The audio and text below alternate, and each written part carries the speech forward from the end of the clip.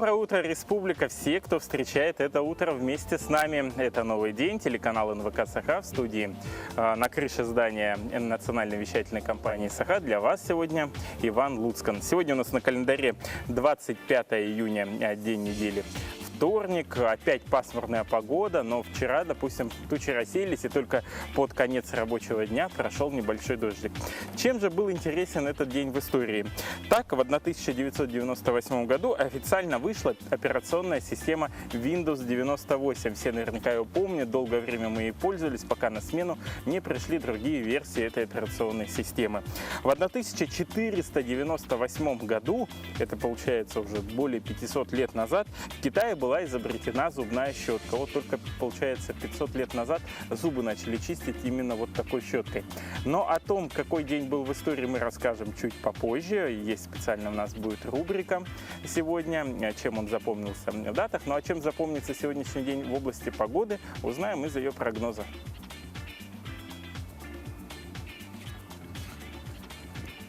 Сегодня, по данным Якутского управления по гидрометеорологии и мониторингу окружающей среды, в центральных улусах плюс 14, плюс 18 утром, днем плюс 18, плюс 19, в Заречье плюс 14, плюс 17, днем плюс 16, плюс 21. На юге республики в 6 утра было плюс 8, плюс 10, днем плюс 15, плюс 18. В Вилюйских улусах плюс 13, плюс 16 было утром. Днем плюс 19, плюс 24. В Нижнеленских улусах утром плюс 16, плюс 18. Днем плюс 21, плюс 22. На западе республики плюс 9, плюс 14. Днем плюс 19, плюс 22. В Колымо-Индигирских улусах плюс 14, плюс 22 было утром. Днем 18 до 31 поднимется столбик термометра. В Янских улусах плюс 13, плюс 17. Днем плюс 18, плюс 23. На северо-западе в 6 утра плюс 15, плюс 16, днем плюс 8, плюс 25. В Якутске в 6 утра температура воздуха плюс 14 градусов, атмосферное давление 747 мм ртутного столба. Ветер восточный, дуть будет со скоростью 3-5 метров в секунду. Днем ожидается плюс 18, плюс 21 градус. И вот такая пасмурная погода.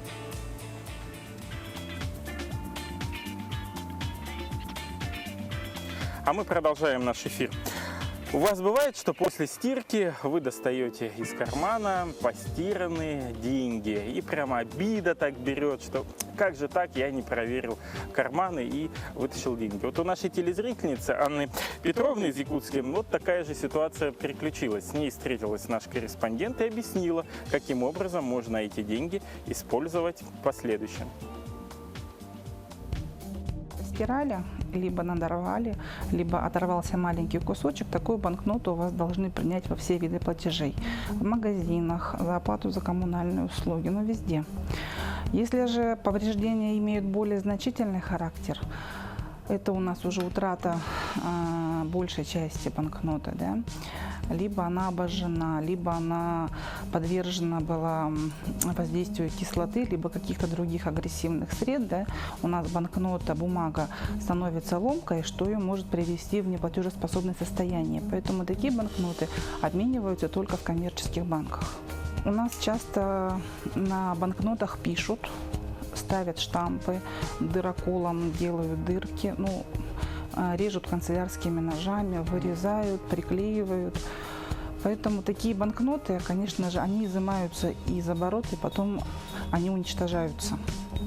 Такие банкноты у вас должны принять везде, во всех видах платежей. Но такая банкнота потом, когда поступает в банк, она уже, конечно, потом не выйдет в оборот. 55% точно – это платежеспособная банкнота. Меньше – это уже не платежка. Потом есть такие нюансы, например, банкноту порвали или несколько банкнот порвали. Тогда надо очень внимательно склеить фрагменты и такую банкноту отнести в кредитную организацию для обмена. Монета тоже подвержена механическим воздействиям. Там у нас уже идет по весу монеты. Отсутствие 0,25% от веса приводит в неплатежеспособное состояние монету.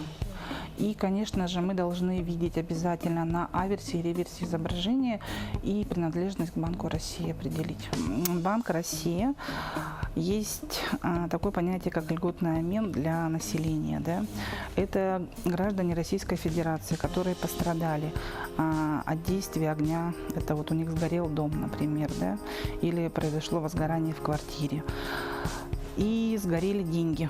Главное, чтобы была справка со службы пожарной безопасности, МЧС, да, что произошло возгорание по такому-то адресу и пострадали деньги. Самое главное – сохранить вот там, если они были в коробочке, если они были в целлофане. Ни в коем случае не трогать, не пытаться самим что-либо сделать, аккуратно проложить чуть ли не поролоном, потому что это ваши деньги, да, надо как бы трепетно относиться вообще к деньгам, а к своим тем более. Поэтому отнесли в коробочке, в условной оценке 1 рубль сдали. Не бойтесь, что вас там обманут или ваши деньги потеряются. Нет, ведется очень строжайший учет и обмениваются абсолютно все деньги. Вот как в известном мультфильме про Винни-Пуха и Пятачка, вот глядя на все происходящее, я бы сказал, кажется, дождь собирается. И как-то прохладно даже здесь, стоя на крыше здания национальной вещательной компании «Саха», понимаешь, что все-таки погода сегодня не супер, поэтому одевайтесь чуть-чуть потеплее. Даже вот сейчас в рубашке с длинным рукавом чувствуешь себя не очень комфортно, хотя здесь немного ветрено. А мы продолжаем наш эфир. Я напоминаю, что мы работаем утром с 7:30 до 8 утра в прямом эфире. Далее будет повтор нашей программы. 20-21 июня в городе Якутске прошел 5-й Всероссийский форум Центров государственных и муниципальных услуг. Этим мы обязаны тем, что наш центр «Мои документы» занимает лидирующую позицию среди таких центров по стране. Приезжали представители различных министерств, в том числе Министерства экономического развития Российской Федерации, о чем говорили в нашей рубрике «Пульс экономики».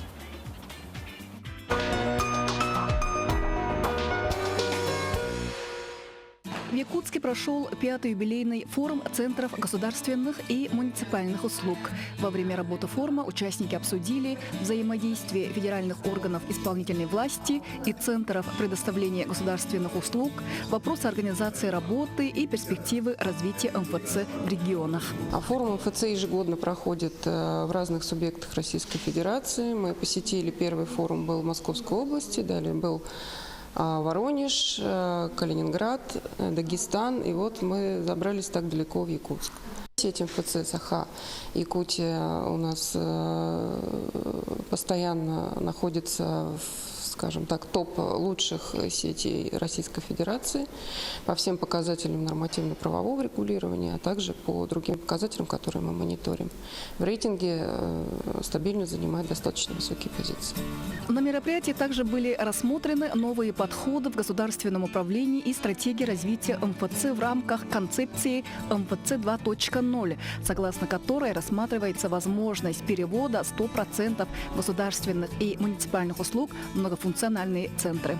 2010 года с открытия первых офисов МФЦ и до сегодняшнего дня мы видим результаты этой работы и можно с уверенностью говорить о том, что оправдание этот многофункциональный центр, как вообще институт, да, в целом в Российской Федерации себя оправдал, и сейчас он выглядит, ну, как мы закладывали в него такое понимание некого центра компетенции, да, потому что в многофункциональном центре видно, он видит каждую услугу, он видит, как можно улучшить услугу и подсказать другому, да, органу исполнительной власти, сказать, что вот здесь вот вы можете свои процессы улучшить. Центр компетенции, да, вот это вот все оправдалось, сейчас он встроился, на наш взгляд, в новую вот платформу государственного управления.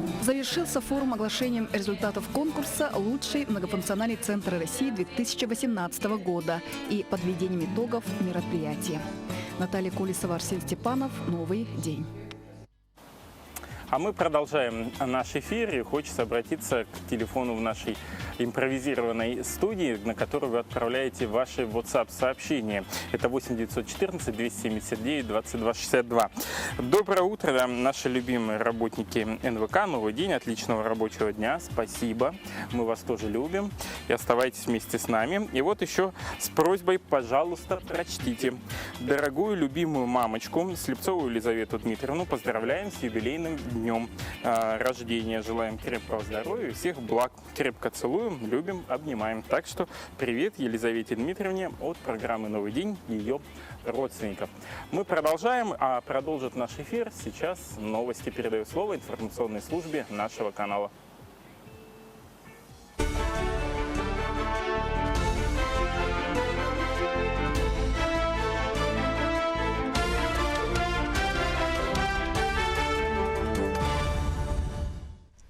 Доброе утро! В эфире новости, в студии Юлия Великодная. Россиян освободят от НДФЛ во время ипотечных каникул. Соответствующий законопроект Совет Федерации рассмотрит на ближайшем пленарном заседании. Документ предлагает дать гражданам, попавшим в сложную жизненную ситуацию, возможность приостановить на полгода выплату ипотечного кредита. По желанию заемщика можно не приостановить платежи, а уменьшить их размер. По словам спикера Госдумы Вячеслава Володина, ипотечные каникулы – это гарантия государства, что человек не останется один на один со своими проблемами.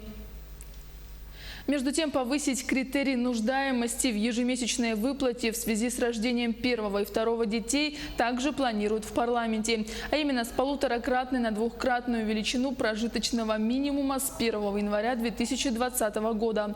Госдума планирует рассмотреть законопроект в ближайшее время. Принятие инициативы позволит увеличить в следующем году число получателей выплат на 359 тысяч в связи с рождением первого ребенка и на 410 тысяч в связи с рождением второго, отмечают авторы документа. В Рособорнадзоре сообщили, что проблемы с уровнем подготовки есть у каждого 5-го выпускника 9 класса. Около 20% школьников при окончании 9 класса школ не обладают необходимым уровнем подготовки, сообщил глава Рособорнадзора Сергей Кравцов в ходе парламентских слушаний в Госдуме. По его словам, определенное падение обучения фиксируется от 5 к 8 классу. Это связано в том числе с недостаточностью эффективности образовательного процесса, учебников, программ, методик преподавания, пояснил Кравцов. Загруженность паромов, причалов и ведущих к ним подъездных путей теперь можно отслеживать онлайн. На паромной переправе Якутска заработали камеры видеонаблюдения. В ближайшие дни видео с причалов будет доступно в приложениях Best Паром и Умный паром. Специалисты Республиканского центра инфокоммуникационных технологий установили 7 видеокамер. В темное время суток они работают в инфракрасном диапазоне. Схема расположения камер также доступна на сайте центра. Важными сегментами данного комплекса являются сегменты фото-видеофиксации правил дорожного движения, а также видеонаблюдения, мониторинг мест общественного скопления людей. В целях организации безопасности движения и общественной безопасности на паромных переправах в городе Якутске силами ГБУР ЦИД по инициативе Министерства инноваций, цифрового развития и инфокоммуникационных технологий Республики Саха-Якутия в перспективе у нас запланированы работы по установке подобных видеосистем наблюдения на противоположном берегу в Нижнем Бестяхе. На один поселок меньше стало в Нерюнгринском районе. Госсобрание Якутии поддержало инициативу населения поселка Золотинка об упразднении поселка Нагорный. Это связано с отсутствием постоянно проживающего населения. Он будет исключен из учетных данных административно-территориального отделения республики. Нагорный входил в городское поселение поселка Золотинка, был открыт в 1930-х годах в связи со строительством Амуро-Якутской автомагистрали. Около 3000 человек проживали в поселке в 80-х, а по сведениям за 2013 – 14 человек. Действующие депутаты Элтумена приняли решение упразднить поселок Нагорный и земли передать в Нерюнгринский район. Для меня это событие.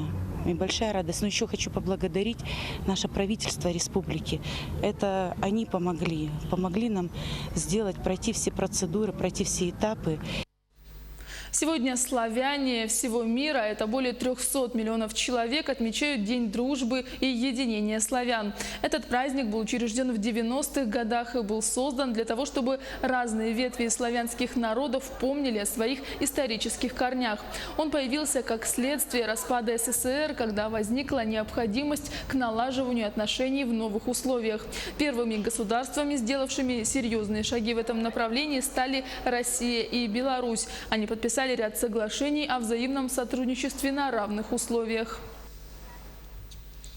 Оставайтесь с нами, мы следим за развитием событий.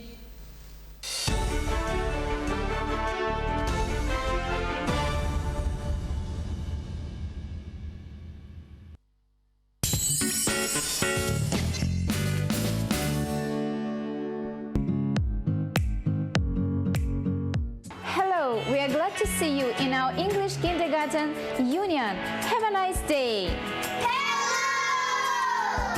Академия будущего Юнион приглашает на летние курсы «Веселая школа». Это единственный английский детский сад в самом центре города. Малыши от 1 года до 7 лет целый день находятся с носителем языка. Вас ждут интересные занятия, занимательные игры и креативные мастер-классы. Сказочный интерьер на 500 квадратных метров, музыкальный зал, игровая зона, современные классы, пятиразовое питание и многое другое. Также дети имеют возможность бесплатно играть в огромном сухом бассейне, посещать комнату с интерактивными играми, хендмейд-студию и лего-кабинет. Ваш ребенок не только научится писать, читать, считать, но и сможет развить свои творческие способности, а также хорошенько отдохнуть. Вместе с Юнион ваши дети будут всесторонне развиты.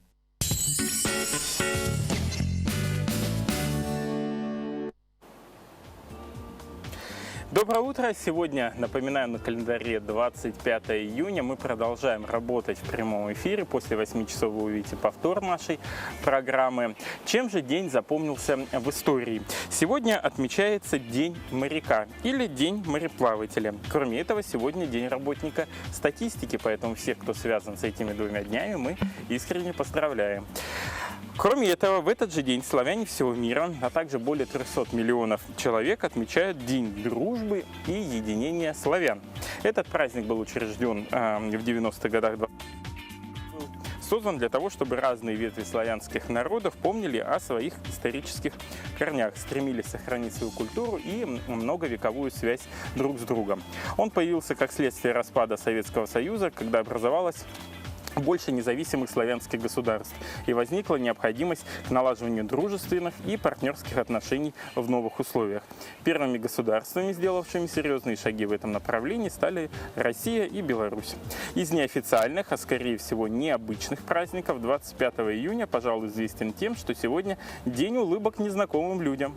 Вот попробуйте поулыбайтесь сегодня незнакомым людям где-нибудь в автобусе. Что о вас подумают? Надеюсь, что подумают только лишь приятное. Действительно, обращали ли внимание, что у нас на улицах никто не улыбается друг другу? Возможно, потому что улыбающийся прохожий для нас кажется странным. В народе даже есть такая поговорка: смех без причины – признак дурачины. А в это время на Западе улыбаться незнакомцам принято, и называется это «make smile» – «сделай улыбку». Кстати, не все европейцы и американцы столь улыбчивы. Не улыбаются незнакомым людям также немцы и жители Израиля. И продолжая тему улыбки, хочется отметить, что 25 июня считается днем рождения зубной щетки, которой в этом году исполнится примерно 500 лет. По легенде, первая зубная щетка появилась в Китае в 1498 году. Она представляла собой бамбуковую палочку, на которой была прикреплена щетина вепря. Но еще долгое время зубы чистили только знать, пока однажды не появилось понимание о личной гигиене и о болезнях, которые вызывают бактериальные микробы. Есть еще один интересный праздник, который отмечается 25 июня. Это День умеренности. У русского народа есть хорошая поговорка: «Все хорошо, но в меру». Сегодняшний день желательно провести в соответствии с этой фразой. Делать все не спеша, позволить себе поболтать по телефону лишних 5 минут, прикупить пару лишних вещиц в магазине, ведь умеренность – это гармония и равновесие. Это истинная благодать, которой награждается свыше терпеливый и расчетливый человек. Будьте сегодня умеренны, и вы увидите, сколько пользы для вас сможет принести этот день.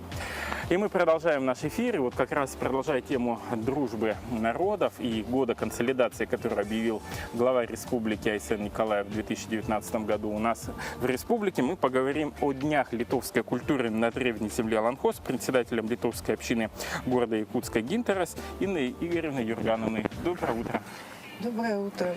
Что за дни планируется провести в Якутии? Кто приезжает, какие гости? Ну, уже завтра, 26 июня, к нам прибывают первые члены делегации, первые участники этих дней. Значит, достаточно внушительная делегация посетит нашу республику. Дни литовской культуры на древней земле Аланхо приурочены к самому такому важному, самому красивому, самому уникальному празднику якутского народа. Это праздник Исых. И, естественно, это будет прежде всего и культурный обмен, это будет взаимодействие культур. И одна из частей делегации, которая к нам прибывает, представлена ансамблем, фольклорным ансамблем Вильнюсского государственного университета. Этот ансамбль называется «Ротилё». И несмотря на то, что танцуют там студенты, молодые мальчики и девочки, танцуют, поют, играют на инструментах, архаичных инструментах. Вот несмотря на это, этому ансамблю в прошлом году исполнилось 50 лет. То есть, отпраздновав более уже чем, получается, полувек своей деятельности, они достаточно хорошо известны в Европе, они много гастролируют, они принимают участие в различных танцевальных форумах, в каких-то фестивалях. И вот к нам едет, конечно, часть только этого ансамбля. И, они везут с собой уникальные архаичные инструменты, народные инструменты. Они покажут, сделают представление национальных костюмов, потому что они тоже разные, они тоже исторические, они тоже несут в себе традицию. Наряду с этим еще одна часть делегации представлена так называемыми сибирскими литовцами. Это представители литовских общин из разных городов. К нам едут красноярцы, иркутяне, алтайцы и представители еще двух стран, это Казахстана и Белоруссия. А только ли на Исыхе Туймады можно будет увидеть выступления или где-то планируется еще в рамках культурной программы их выступления в Якутске? Ну, во-первых, вот всю эту делегацию, и вся эта делегация была собрана, под эгидой общественной международной организации МИАС во главе с Гитаной Будвидайте, который тоже завтра прилетает в город Якутск. И основным мероприятием вот этих вот дней, они очень маленькие, всего лишь 4-5 дней, у нас станет круглый стол, который будет называться «Соединим Литву в Якутии», который состоится 28 июня в пятницу в мраморном зале Дома культуры имени Кулаковского в 3 часа. Я всех, пользуясь случаем, я всех приглашаю на этот круглый стол 28 июня в 3 часа в ДК Кулаковского, потому что программа его достаточно интересна, насыщена. Там можно будет посмотреть на презентации литовских общин. Каждая из них сделает мини-рассказ о себе. Мне кажется, он будет интересно. Там можно послушать песни Ротилё и потанцевать вместе с ними. И там будет презентация, одним из брендов Литвы является, наверное, все знают, литовский хлеб, знаменитый на весь мир, и литовский сыр. И вот к нам едет, и завтра уже приедет около 15 сортов литовского хлеба и литовского сыра. И все, кто придет на презентацию, может отведать, попробовать, оценить вот эти вот изыски. Кроме того, ожидается также показ фильма из цикла «Многоликий Якутск. Литовцы в Якутии». Ну и много других интересных вещей, которые, я думаю, останутся в памяти, поэтому я всех приглашаю. Ну и помимо этого, конечно, вот за тот недолгий период пребывания гостей хотелось показать как можно больше, поэтому запланировано посещение музеев, этнографических комплексов, прогулки по городу, чтобы показать вот нашу северную природу. наша уникальность, наш праздник, нашу широту и так далее. А где выступление ансамбля можно будет увидеть на Исахи Туймаада? На какой площадке и в какое время? Ну, планируется 2 выступления. Значит, после открытия торжественного ансамбль будет выступать на площадке ДК Кулаковского. И с 5 до 6 вечера концерт ансамбля «Ретилё» состоится на площадке мэрии. А вот кроме Исаха Туймаада, получается, мы можем увидеть только в Доме дружбы народов выступление ансамбля 28 июня. 28-го с 3 часов будет круглый стол. А выступление чуть-чуть попозже, да, Да, получается? да. А что касается билетов, платно, бесплатно? Это все бесплатно, пожалуйста, приходите. Ну, в ДК Кулаковского, по-моему, всегда вот такие формы проходят бесплатно, честь им и хвала за это. Сколько человек приезжает в составе делегации? Всего будет 25 человек. Это все только участники ансамбля или вот это с учетом всех? Нет, это с учетом всех, и сибирских литовцев, и литовцев Казахстана и Белоруссии. Понятно, что в связи с дальностью и сложностью перелета к нам весь ансамбль привезти достаточно проблематично, поэтому едет его лучшая часть. Какие планы есть еще у литовской общины до конца года в проведении мероприятий? Ну, надо сказать, что литовская община только в прошлом году соорганизовалась. И, в принципе, это первое наше такое крупное мероприятие. Поэтому вот, ну, хотелось бы, чтобы все прошло на хорошем, достойном уровне. Ну и дальше литовская община является полноправным членом Ассоциации народов Республики Саха-Якутия. Будем дальше работать. Спасибо большое, Инна Игоревна, за визит к нам на крышу здания. Хочется пожелать вам отличного утра, отличного проведения мероприятия. Думаю, для гостей и жителей столицы это мероприятие оставит самые теплые воспоминания, а гостям нашей Якутии мы тоже также оставим самые лучшие воспоминания о Якутии. Это мое первое интервью на крыше, кстати. Отлично. Дорогие друзья, мы с вами прощаемся ненадолго, буквально до завтра. В это же время на телеканале НВК Саха также смотрите программу «Новый день». С 7 до 8 утра мы выходим в прямом эфире. С 8 утра вы увидите повтор на нашем канале. Отличного настроения в этот день хочется пожелать всем, несмотря на пасмурную погоду в Якутске. Улыбайтесь, ведь сегодня день улыбок. Всего доброго. Пока.